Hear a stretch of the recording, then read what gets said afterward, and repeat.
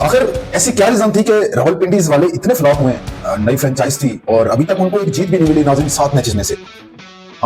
इस वीडियो में मैं कुछ पॉइंट्स हाईलाइट करने वाला हूँ, कुछ चीजें डिस्कस करने वाला हूँ कि पिंडी के फेलियर की वजह क्या बनी नाज़रीन। आपको क्या लगता है, आप कमेंट सेक्शन में लाजमी बताइएगा।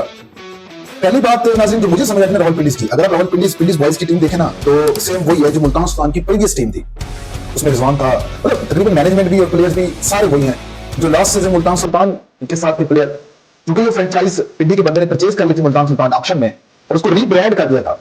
रीब्रांडिंग की वजह से मार्केट इसकी खराब हुई है, प्लेयर की परफॉर्मेंस भी खराब हुई है। रीब्रांडिंग की वजह से फैंस डिस्टर्ब हुए हैं और फैंस को नहीं पता हम पिंडीज को सपोर्ट कर रहे हैं या मुल्तान सुल्तान को सपोर्ट कर रहे हैं।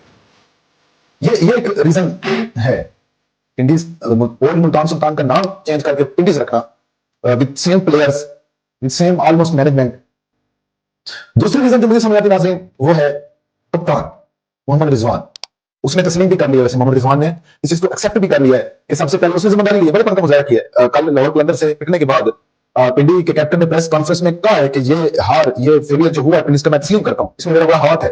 और एक क्वेश्चन उसने ये भी कहा कि जैसे मेरी अभी लीग में परफॉर्मेंस थी तो मैं ये भी उम्मीद नहीं कर रहा था कि मैं उनकी टीम में सिलेक्ट होगा, और उसने कहा कि मैं डिजर्व नहीं करता कि मैं पाकिस्तान की इंटरनेशनल टीम में सिलेक्ट हूं एज ए T20 प्लेयर। तो बड़ी अच्छी बात की, इंसाफ वाली बात की। सारे ये कहते हैं कोई जगह नहीं बनती मोहम्मद रिजवान की T20 में, और अब तो जो पिंडी का हाल हुआ इसके बाद तो बिल्कुल भी नहीं बनती।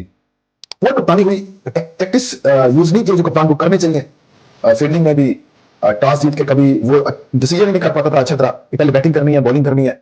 उसके बाद जो उनको मुल्तान सुल्तान से जो हार हुई, अरे वो एक अलग उनका कॉन्फिडेंस लो चला गया। उसके बाद फिर पहले भी नहीं जीत रहे थे, बाद में तो सवाल ही पैदा नहीं होता।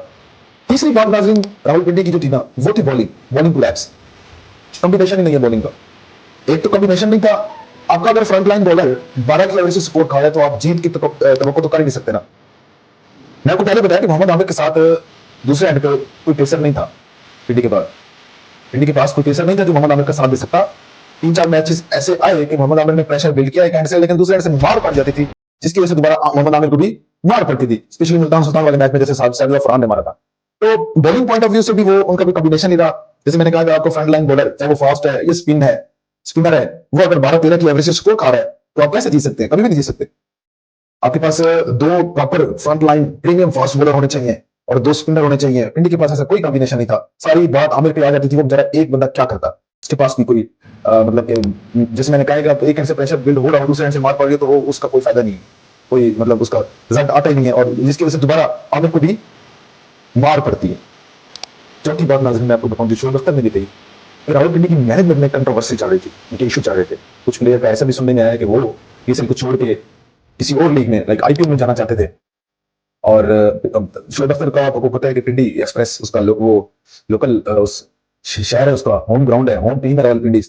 शोएब अख्तर ने 2-3 बार ये जो है ना बात की है टीवी पे बैठ के कि पिंडीज की मैनेजमेंट में कंट्रोवर्सी है, प्लेयर में कंट्रोवर्सी है, फोकस गेम पे नहीं है, वो आपस में उलझ रही है, गेम पे फोकस है नहीं, एक दूसरे को बैकअप नहीं कर रहे।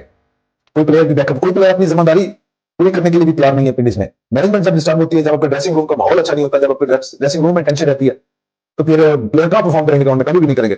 तो ये 3-4 पॉइंट हैं पिंडीज के जो मैंने वीडियो में डिस्कस किए हैं। होप कि आपको वीडियो पसंद आई होगी। अच्छा, एक और बात मैं आपको कर दूं कि पिंडीज के पास टैलेंट की कमी नहीं है, इनके प्लेयर टैलेंट है, इनको सिर्फ अच्छे कप्तान की जरूरत थी, अच्छी मैनेजमेंट की जरूरत थी और फोकस की जरूरत थी, इनको मोटिवेशन की जरूरत थी। लड़के टैलेंट है इनके पास। और अब देखें पिंडीज 235 करोड़ की टीम है, 235 करोड़ में इसको लिया गया ऑप्शन से, सबसे महंगी टीम खेल रही है पीएसएल में इस वक्त पिंडीज, लेकिन परफॉर्मेंस इनकी अभी तक नहीं है। 7 मैच खेले, 7 के 7 हारे हैं, बॉटम पे है, 8वें नंबर पे है रावलपिंडी वाले टेबल पे। हैदराबाद वाले बैक आ गए, वो मुसलसल उन्होंने जो ना बैक टू बैक विन्स हासिल कर ली है, वो अपने रिदम में वापस आ रहे हैं, ठीक है, लेकिन पिंडी वाले नहीं है और बाहर हो गए, टूर्नामेंट से तो बाहर हो गए, लेकिन मैचेस तो पूरे शायद अब मैचेस भी पूरे हो गए उनके साथ, बस खत्म, दी एंड, पिंडीज का दी एंड है पीएसएल में। अब पीएसएल 2026 में दोबारा पिंडी में खेलती नजर नहीं आएगी और उनके कप्तान ने जिम्मेदारी भी कबूल कर ली।